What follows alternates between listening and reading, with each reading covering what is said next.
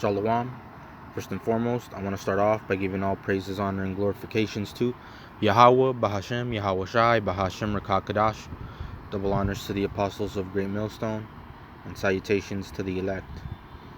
And this video is going to be a response to this article, Pandemic Pets Fill California Shelters as State Reopens and People Return to Work.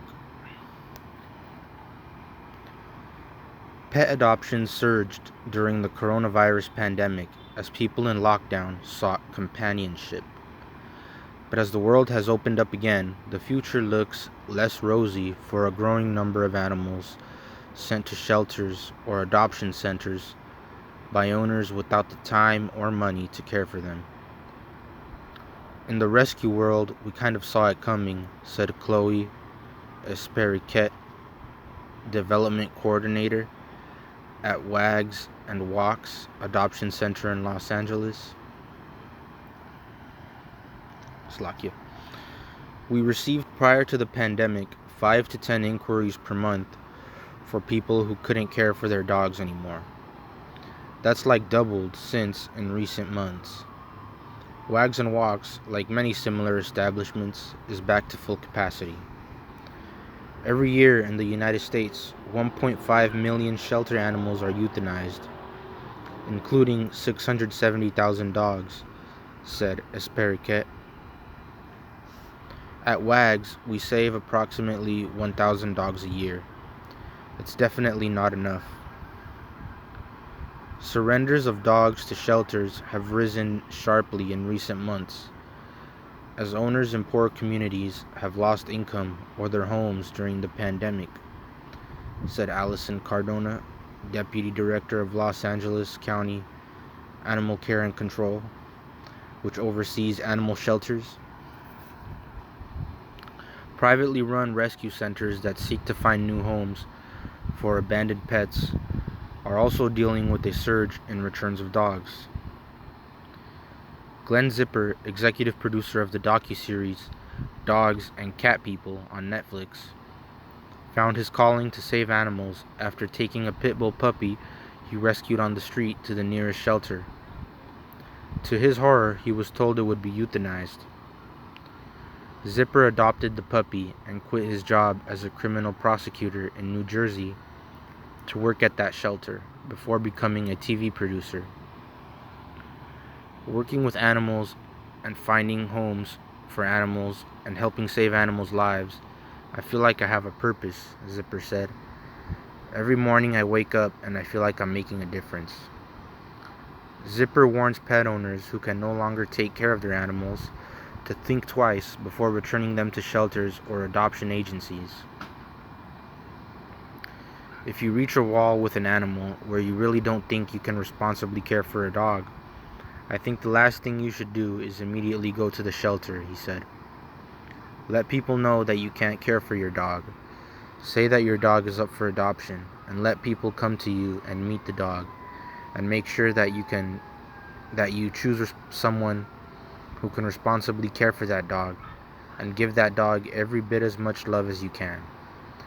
Esperiquet wants potential adopters to know that animals returned to Wags and Walks are not damaged goods.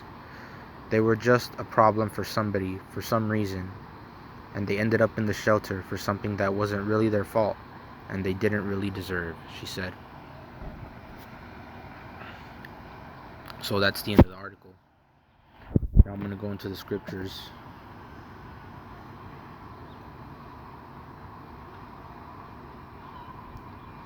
Proverbs 12:20.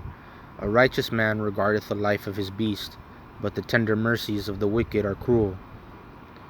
So this is just a cruel situation. You have all these animals that are just being put to death in mass.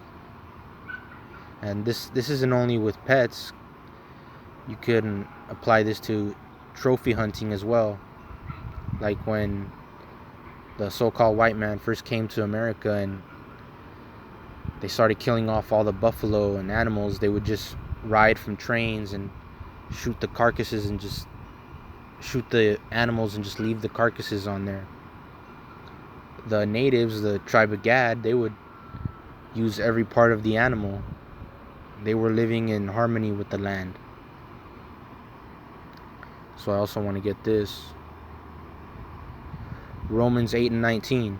For the earnest expectation of the creature waiteth for the manifestation of the sons of Yahweh.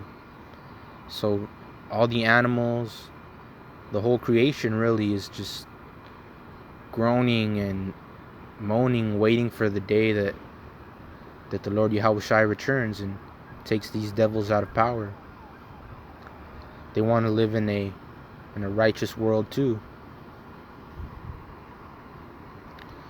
So I also want to end off with this. Isaiah 14 and 5. The Lord Yahweh Bahashem Yahushai hath broken the staff of the wicked and the scepter of the rulers. Verse 6. He who smote the people in wrath with a continual stroke, he that ruled the nations in anger is persecuted, and none hindereth. Verse 7. The whole earth is at rest and is quiet, they break forth into singing.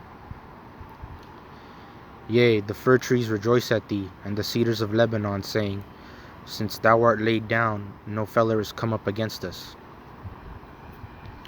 So when the Lord returns, the whole creation is going to rejoice. They're going to be able to live the way that the Lord intended it to be. There's no longer going to be such a thing as pollution, so-called climate change, because that's really the Lord causing all the climate change. And fucking Esau uses that to push his agenda. And also, these nations aren't going to be at war either. It's not going to be such a thing as homelessness. Everything is going to be in its proper order. So yeah, that's pretty much all I had on that. Lord willing, it was edifying. Once again, I'm going to give all praises, honor, and glorifications to Yahweh, Bahashem, Yahushai, Bahashem, Rakakadash. Double honors to the apostles of Great Millstone, and salutations to the elect. Shalom.